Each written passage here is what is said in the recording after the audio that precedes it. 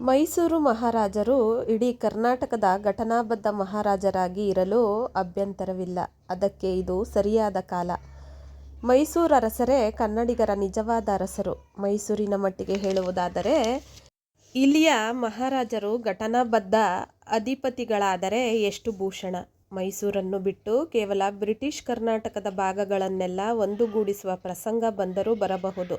ಆದರೂ ಮೈಸೂರು ಬಿಟ್ಟು ಮಾಡುವುದು ಸರಿಯಲ್ಲ. ಮೈಸೂರು ಮತ್ತು ಬ್ರಿಟಿಷ್ ಕರ್ನಾಟಕಗಳ ಏಕೀಕರಣದಿಂದ ಇಬ್ಬರಿಗೂ ಅನುಕೂಲವಾಗುತ್ತದೆ.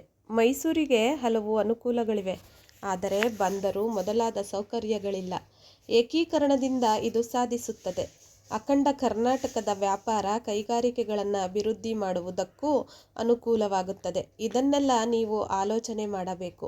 ಇನ್ನು ನಾವು ಪ್ರಾಂತೀಕರಣದ ಬಗ್ಗೆ ಬಹಳ ಕಾರ್ಯ ಮಾಡಬೇಕಾಗಿದೆ. ಆದರೆ ಯಾರೊಡನೆಯೂ ಜಗಳ ಮಾಡಬಾರದು, ಯಾರ ಮೇಲೆಯೂ ಬಲಾತ್ಕಾರ ಮಾಡಬಾರದು, ರಾಜಧಾನಿ ಗಡಿನಾಡುಗಳ ವಿಚಾರದಲ್ಲಿ ತಿಕ್ಕಾಟ ಮಾಡಬಾರದು. ಇಡೀ ಹಿಂದೂಸ್ತಾನದ ಸ್ವಾತಂತ್ರ್ಯ ನಮ್ಮ ಗುರಿ.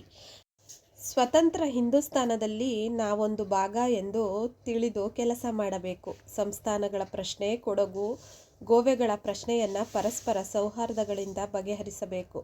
ಬಲಾತ್ಕಾರ ಮಾಡಬಾರದು. ಒಟ್ಟಿನಲ್ಲಿ ಕರ್ನಾಟಕ ಪ್ರಾಂತದ ಏಕೀಕರಣ ಆದಷ್ಟು ಬೇಗನೆ ಆಗುವುದು ಅವಶ್ಯವಿದ್ದು ಅದು ಆಗೇ ಆಗುವುದೆಂದು ನಾನು ಧೈರ್ಯದಿಂದ ಹೇಳುತ್ತೇನೆ. ಅದಕ್ಕಾಗಿ ಎಲ್ಲ ಕನ್ನಡಿಗರು ಒಮ್ಮನಸ್ಸಿನಿಂದ ಧೈರ್ಯದಿಂದ ದುಡಿಯುವಿರೆಂದು ನಂಬುತ್ತೇನೆ ಎಂದು ವಿಚಾರಗಳ ವಿಶ್ಲೇಷಣೆ ಮಾಡಿದರು.